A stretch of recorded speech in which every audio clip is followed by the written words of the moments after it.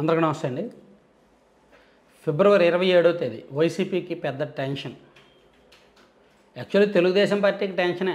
ఎందుకంటే తెలుగుదేశం పార్టీ ఆవిర్భావం తర్వాత ఇప్పుడు వరకు ప్రతిసారి కూడా రాజ్యసభలో వాళ్ళ ప్రాతినిధ్యం ఉంది. కానీ మొదటిసారిగా తెలుగుదేశం పార్టీ రాజ్యసభలో ప్రాతినిధ్యం కోల్పోయే ప్రమాదంలో పడింది. ఇప్పుడు ప్రస్తుతానికి టీడీపీ తరపున రాజ్యసభలో ఉన్న ఒకే ఒక్క రాజ్యసభ సభ్యుడు కనకమేడల రవీంద్ర కుమార్.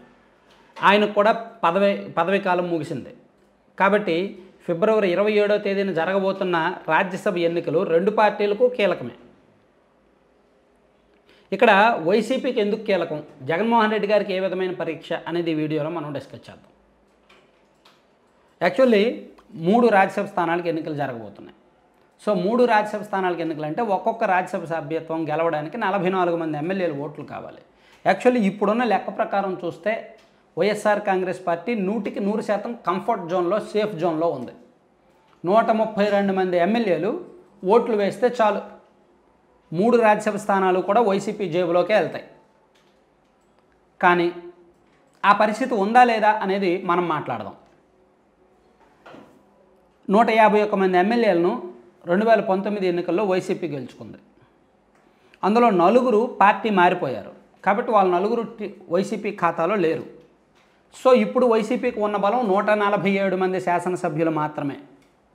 ఈ 147లో కూడా ఆళ్ల రామకృష్ణారెడ్డి గారు, కాపు రామచంద్రారెడ్డి గారు, ఎలీజా గారు అండ్ ఆదిమూలం గారు అండ్ ఇంకా చాలామంది, ఇంకొక 8 మంది ఎమ్మెల్యేలు, దాదాపుగా ఒక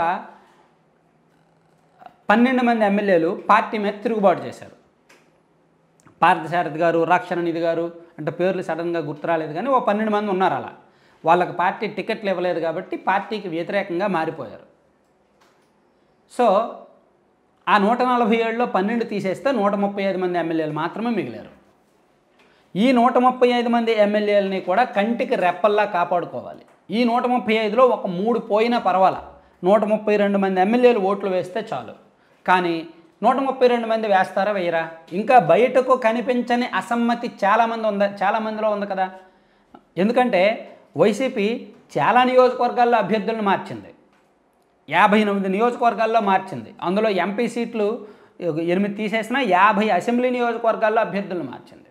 ఆ 50కి గాను 20 మందిలో అసంతృప్తి, అసమ్మతి ఉంది. కొంతమంది బయట చెప్తున్నారు, కొంతమంది బయటకు చెప్పట్లేదు. సో సరైన టైం చూసి వైసీపీకి దెబ్బ కొట్టడానికి కొంతమంది రెడీగా ఉన్నారు. అదే జరిగితే వైసీపీకి 132 మంది ఎమ్మెల్యేలు ఓట్లు వేసే అవకాశం లేదు. సో 132లో ఒక్క ఓటు తగ్గినా వైసీపీ 3వ రాజ్యసభ సీటు గెలవదు. సో టీడీపీకి ఒక అవకాశం ఉంది. టీడీపీకి కూడా యాక్చువల్లీ కష్టమే. మనం ఇందాక వీడియోలో చెప్పుకున్నాం. టీడీపీకి ఇప్పుడు ఉన్న బలం 18 మంది ఎమ్మెల్యేలే. కానీ రాజ్యసభ సీటు గెలవాలంటే 44 మంది ఎమ్మెల్యేల బలం కావాలి. సో అంటే ఇంకొక 26 మంది కావాలి. సో వైసీపీ మీద ప్రస్తుతానికి తిరుగుబాటు చేసిన 10 మంది వేసినా ఇంకో 15 మందో 16 మందో టీడీపీకి కావాలి.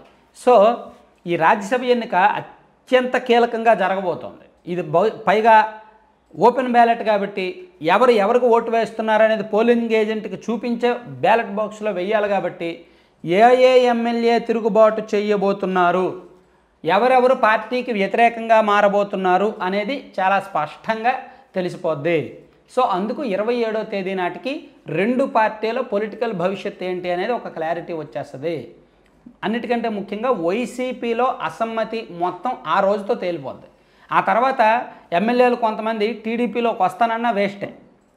ఏం జరిగినా సరే 27వ తేదీ లోపే జరగాలి, 27వ తేదీ నాటికే జరగాలి. ఆ తర్వాత కొంతమంది ఎమ్మెల్యేలు రాజ్యసభ ఎన్నికల్లో వైసీపీకి ఓటు వేసి ఆ తర్వాత మేము టీడీపీలో జాయిన్ అవుతామన్న చంద్రబాబు గారు తీసుకోరు. ఏమయ్యా, నాకు అవసరం ఉన్నప్పుడు రాలేదు మీరు, ఇప్పుడు ఎందుకు అంటారు. సో అందుకే ఎమ్మెల్యేలకు కూడా అదే పరీక్ష సమయం. వైసీపీలో ఉండాలా, టీడీపీలోకి వెళ్ళాలా అనేది. టీడీపీలోకి వెళ్ళాలి అంటే 27వ తేదీన టీడీపీకి ఓటు వేయాల్సిందే. మొత్తానికి ఆంధ్రప్రదేశ్ రాజకీయాల్లో నాటకీయ పరిణామాలన్నీ ఆ రోజే మనం చూడబోతున్నాం. Thank you.